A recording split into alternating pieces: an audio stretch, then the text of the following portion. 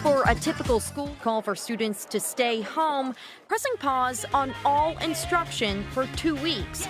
No in-person or remote learning. Going to School year. they are not going to use remote learning. How sustainable is the mindset is that they are not going to use remote learning at any cost?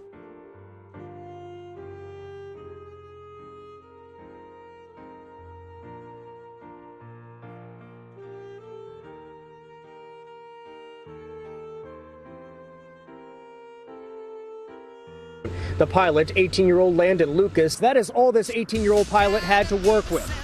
All the traffic stops. Justin here was on a fishing boat in the bay. He thought it was a car crash. How crazy is it that an 18-year-old is mature enough to land a plane on a bridge and nobody gets injured?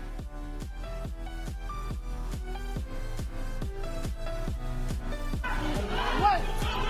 Hey, what happened?